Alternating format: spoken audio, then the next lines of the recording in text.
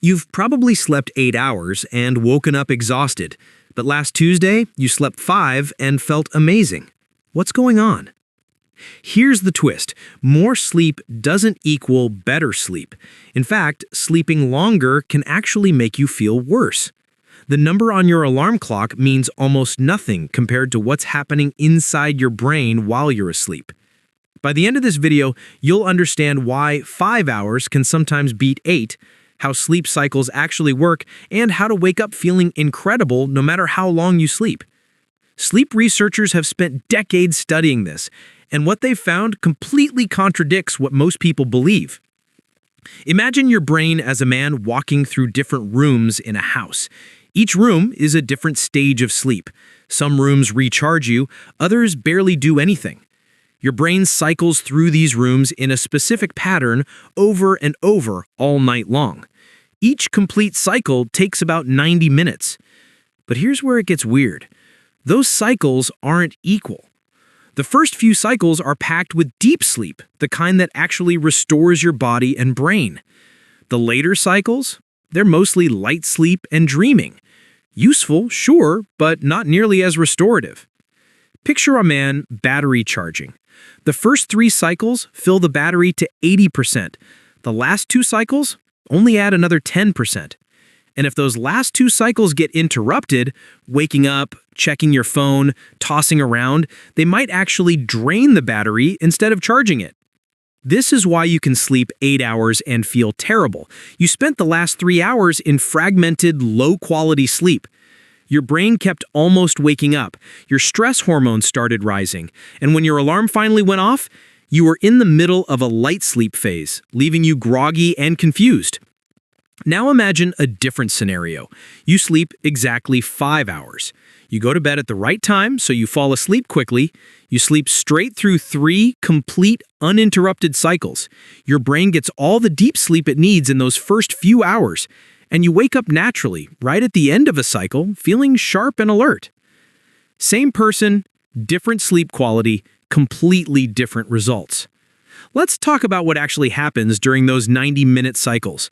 When you first fall asleep, your man brain enters light sleep. Then you drop into deeper sleep. Your brain waves slow down. This is where the magic happens.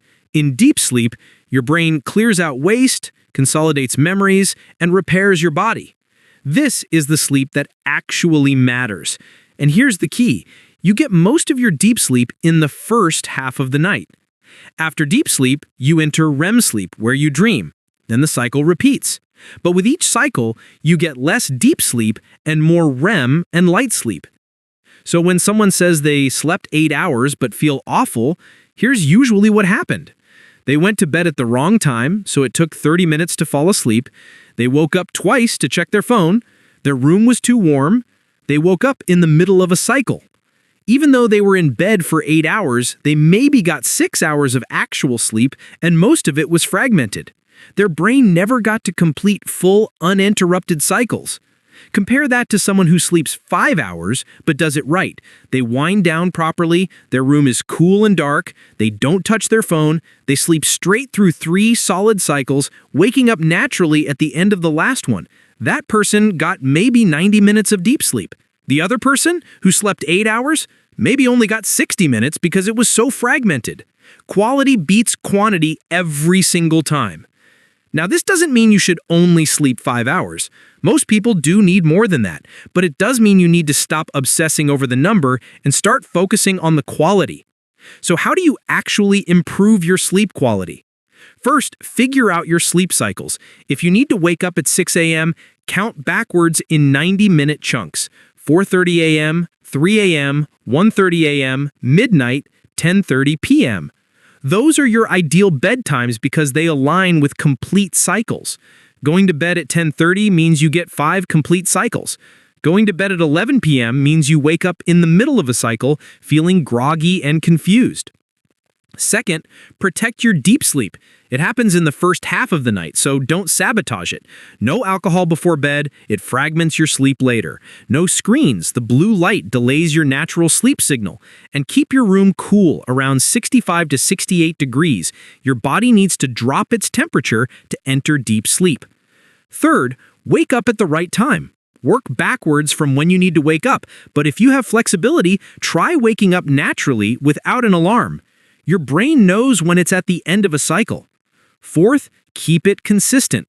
Going to bed at the same time every night trains your body to fall asleep faster and cycle through stages more efficiently. A consistent 6 hours will always beat an inconsistent 8.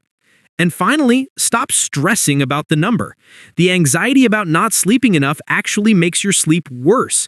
If you only get 5 hours one night, but they were high quality, you're probably fine.